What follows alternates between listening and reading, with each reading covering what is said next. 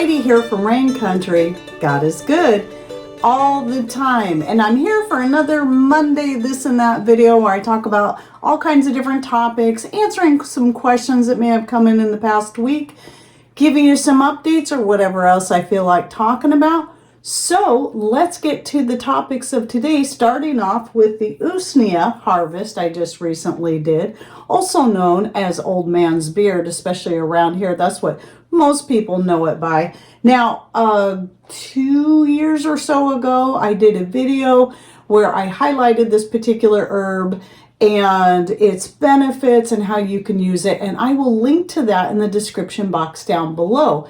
However, one of the reasons I'm bringing this up today is because I had recently posted a picture or two of harvesting this from our second piece of property just down the road.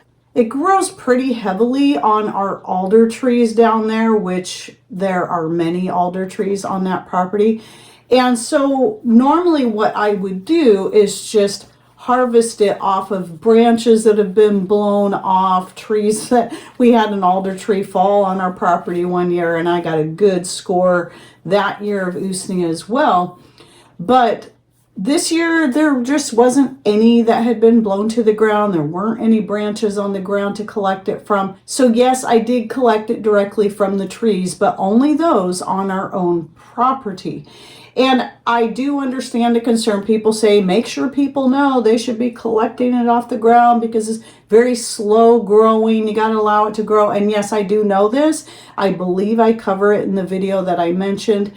However, when you live in an area like this that gets high rainfall, it does tend to grow faster. And we have a lot of Usnea. And since I was down there, I was also looking for turkey tail and was was rather unsuccessful in that.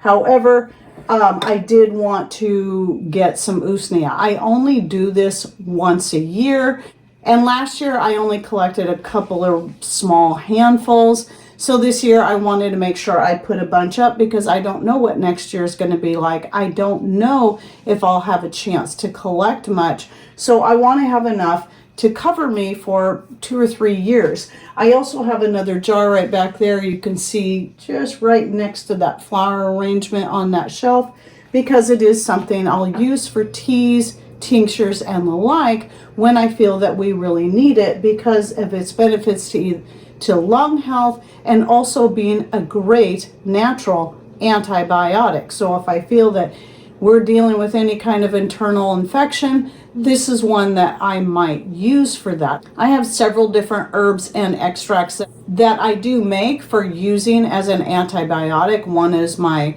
rosemary extract, another is the nasturtium leaf extract, but also I'll use the Usnea. Now the tincture I've made, I made it out of mullein and Usnea specifically for Patrick when he was having some real issues with his lungs for a while there, and he was taking that daily.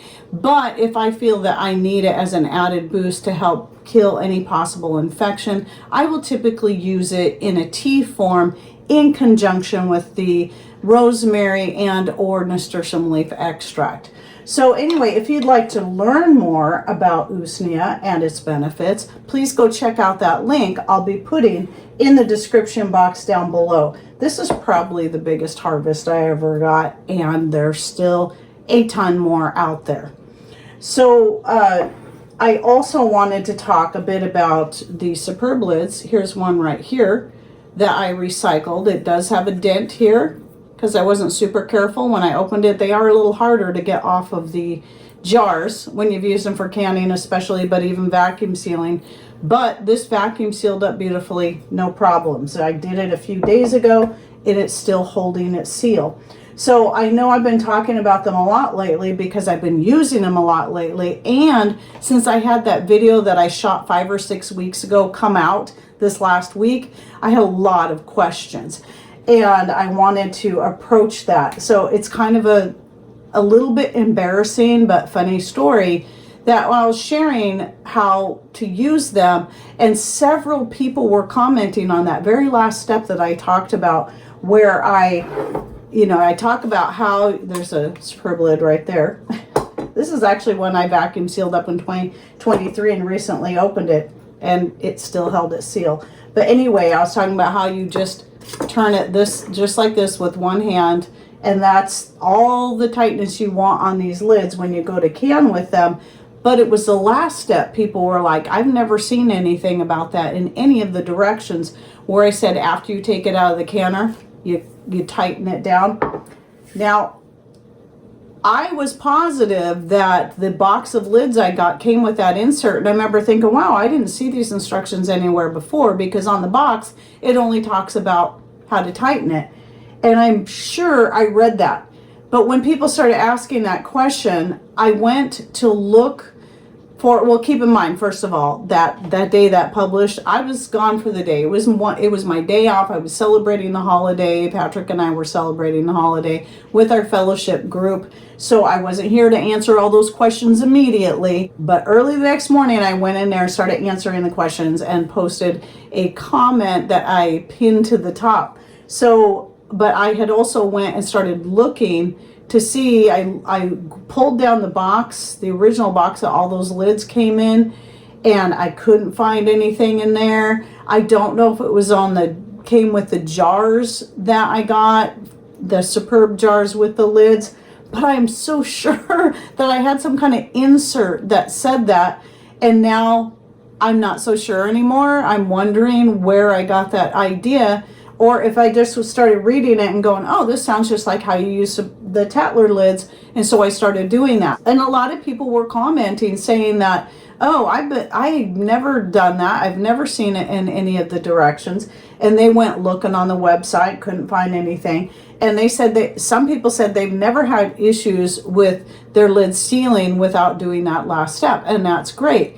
However, one thing I did pick up on, there was at least one person that said they've had one or two of their lids not properly seal, and that could be why, or it could be some other reason.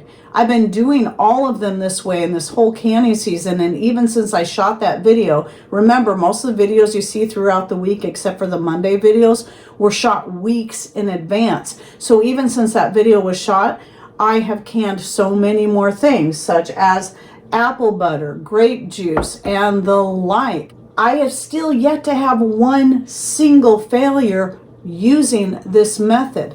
But here's the other thing I picked up on, was somebody said that they noticed that these lids take longer to start sealing after you pull them out of the canner. And that kind of surprised me, and I thought, well, maybe that's the difference. Because once I tighten down the lids, I don't necessarily crank them super hard, I just tighten them down. And once I do that, they immediately start to seal. Usually the one I pull out first and tighten down first is the one that's going to seal first. I notice that they'll seal in the very order that I pull them out and tighten them down. And I noticed no difference in doing it that way, and how quickly they seal compared to other types of metal lids. So maybe that's the difference. However, if what you've been doing works great for you, just keep doing it the way you do it. I wish I could say for certain where I thought I saw that information, but what I can say is it works. It works for me. Now, another question I got in regards to that was somebody was asking if I've ever, and I thought I covered this in that video, but maybe it was a different video where I mentioned it. I have heard of people reusing the Superb lids for canning, pressure canning, water bath canning. So they canned with them, they reused them again for canning. Some people have reused them several times.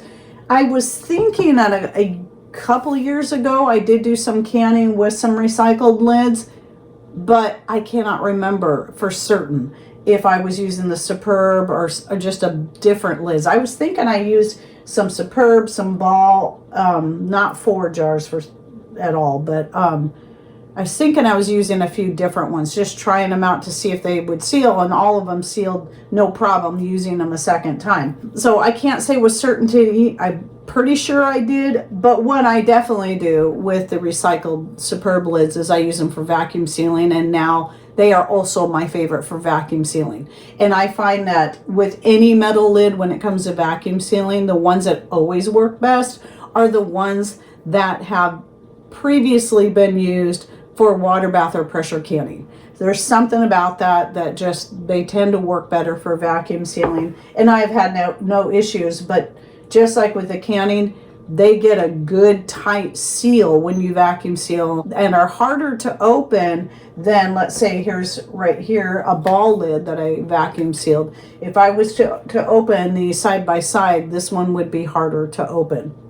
So, and the only reason I'm now using some of my ball and cur lids is because I've used up all the previously used Superb lids. So then I had to go to that. But I'm always looking through my pile to see if I've got any more Superb lids that I canned with previously, because I prefer those for vacuum sealing as well as for canning. Now, another thing I wanted to talk about, so right here in this bowl, I've got my bread started for the day using my fermentation starter. This one is the raisin fermentation starter. And when I went to top off the jar of my raisin fermentation starter, so after I use the starter, I then top the jar off. I add some sugar in there, top it off with my filtered rainwater, whatever water you have that is not chlorinated, then let it set for 24 hours before I store it in the fridge for it to be ready. And in the meantime, I will start also another batch like I did here. When I went to top off the raisin, I was standing over the sink and tightening the lid and kind of shaking it up to mix the sugar in, but the jar slipped out of my hand and it didn't break, thankfully, but I did end up, the lid came off and I lost all of that raisin fermentation starter. So I'm like, oh well, I'm wanting to go ahead and start another one anyway. So right here in this one, and the reason I have a red lid on, the color of the lids helps me know which starter I'm using at the time, which starter's in here, which starter I'm currently using. And this one I started fresh, was a new one I had just started several days ago using some dehydrated rhubarb from this year. So I just want to remind people that you can use any fruit or herbs, fresh or dried, just not frozen, to get a good fermentation starter going. Something about the freezing process can make it really difficult to get anything to ferment. And when you're trying to make a starter, you need something that's definitely going to work. It might still get bubbly and ferment over a few days, but not always. I've never been super successful with using previously frozen goods to start a vinegar or a ferment, unless, like with my grapes, when I go to make the wine, because I do freeze my grapes to make them easier to press the juice out, I do use a starter in that, so it doesn't matter that the grapes were previously frozen. So anyway, that's what's going on here.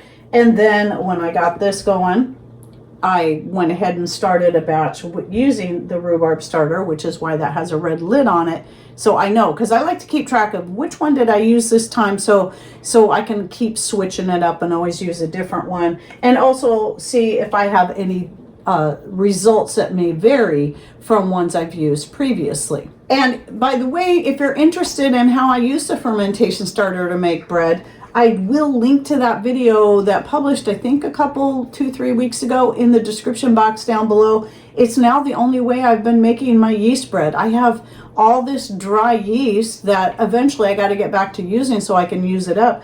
But I have all this store-bought dry yeast stored. And I've been so happy with this that it's just all I've been doing for months now is using my fermentation starters. So it's taken me years to really perfect this and master this, but I knew it could be done, and it's not something I did all the time. I would just every so often, okay, I should go back and try working with a fermentation starter again. And this last time I was determined, I am going to work with this until I find the absolute best method to get the best rise on my bread using my homemade fermentation starter, no matter which kind it is.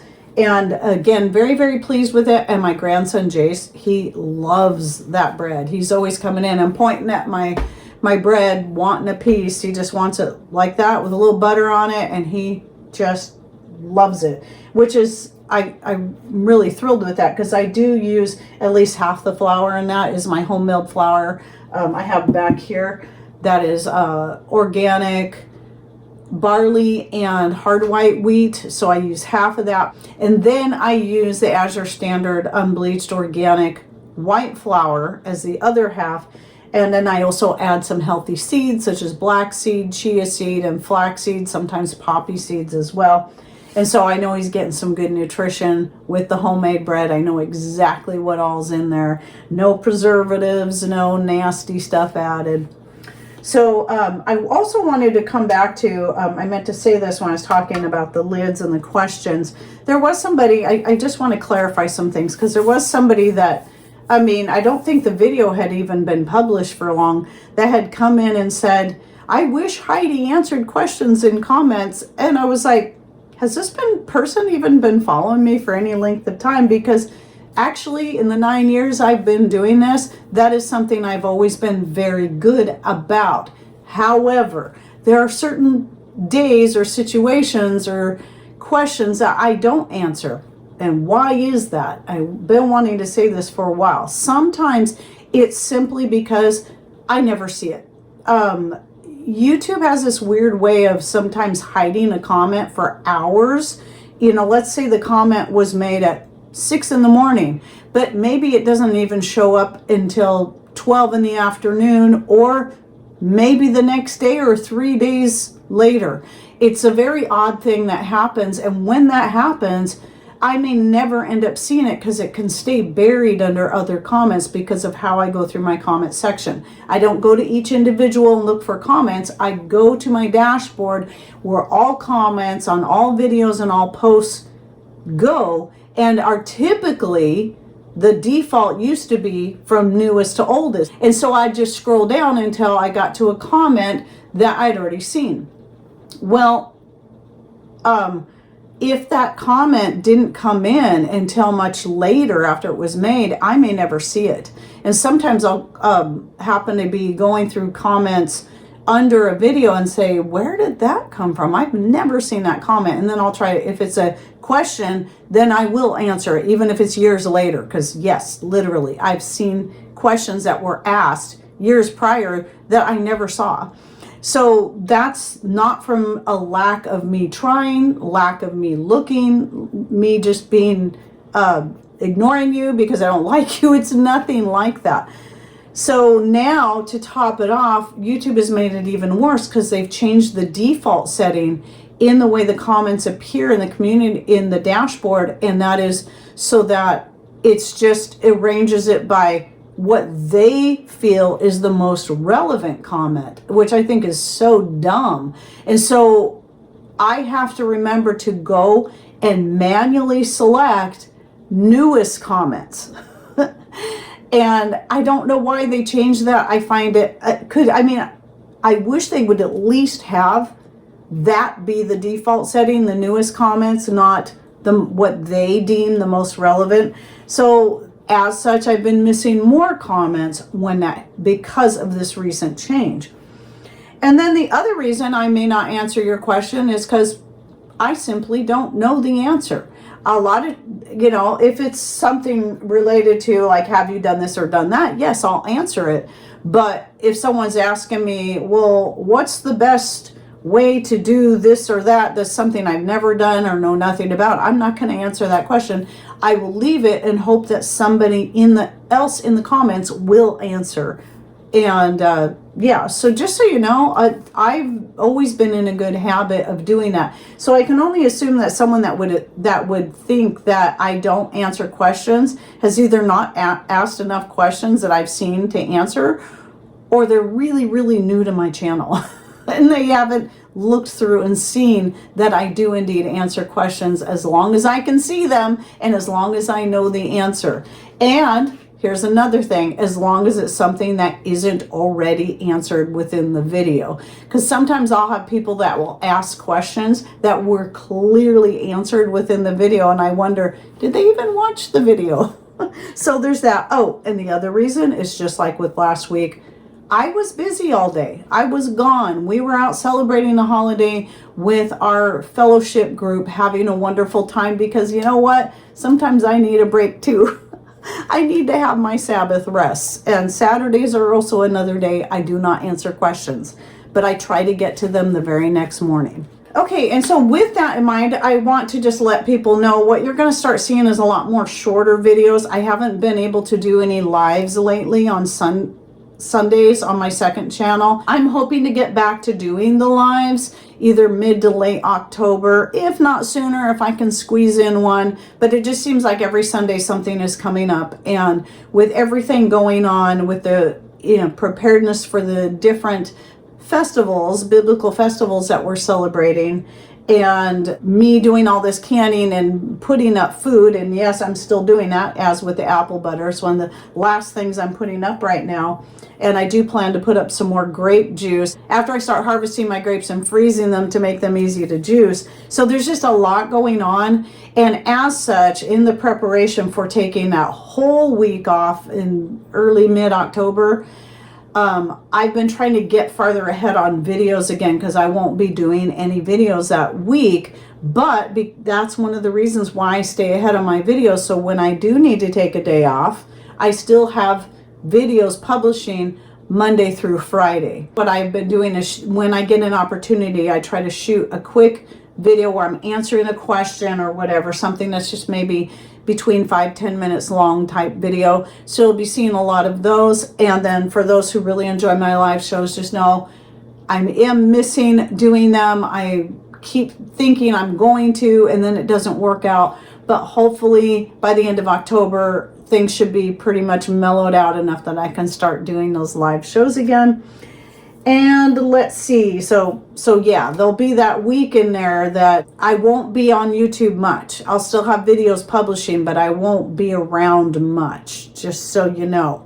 If I'm not answering your questions, I'm not trying to be rude. And then a couple more things.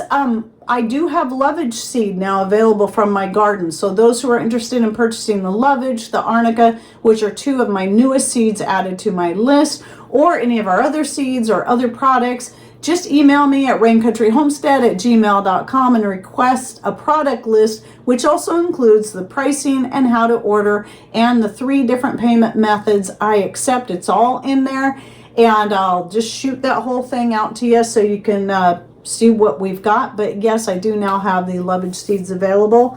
And so that's it for my this and that for the week. Hope you enjoyed it. Any thoughts, ideas, or questions, please put them in comments down below, and I'll try to get to them as soon as possible, as long as I do see them. And thanks for watching. Take care, and God bless.